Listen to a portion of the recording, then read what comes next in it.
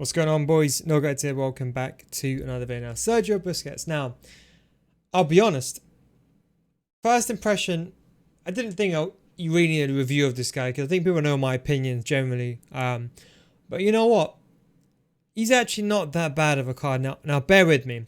Now, I'm not saying I would use him, okay? But because he's got decent agility and balance, like, his normal card, it's not that good. Talking about 50 agility and balance, but once you put it in the high 80s, everything changes. Now, obviously, he's 6'2", so not only can he play a CDM role, he can play potential centre back role. Now, the reason what really makes him really attractive is that when you put a shadow on him, it makes it quite an attractive centre back or a CDM. Now, the sprint speed isn't the best. I won't lie. I'd rather have 90. I'd rather have 90 base stats, so not 83, 90 base stats, and you can put a shadow on top to get to 99.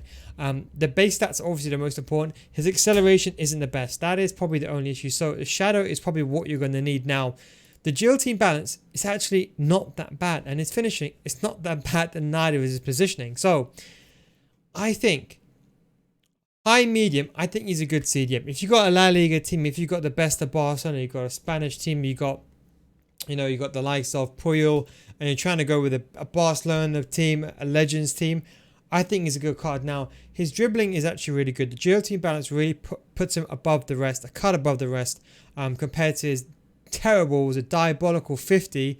Now he's got at least 80, so at least he's going to be decent on the ball. He's still going to feel like a trot, because don't forget, he is 6'2", so he's not going to feel smooth, but he'll be much more smoother compared to his gold card.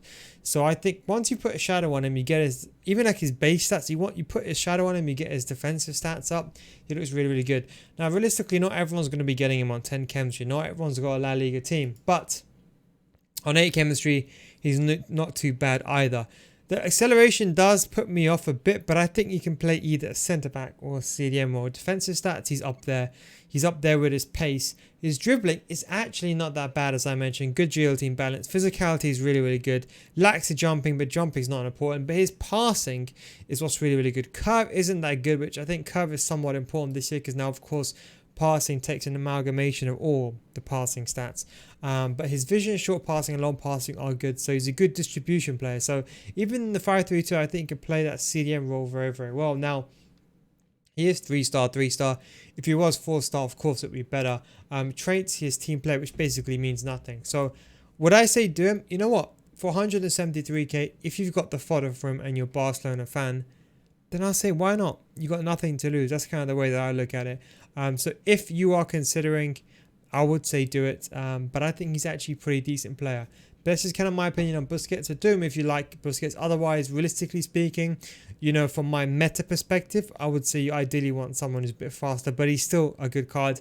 I'll give him like a 6 or 7 out of 10. So he's not like the highest on the realm of being the most meta, but he definitely is a good card and something that's worth doing if you are going to consider it. Well, thanks for watching, boys. Take it easy, and I'll catch you next time.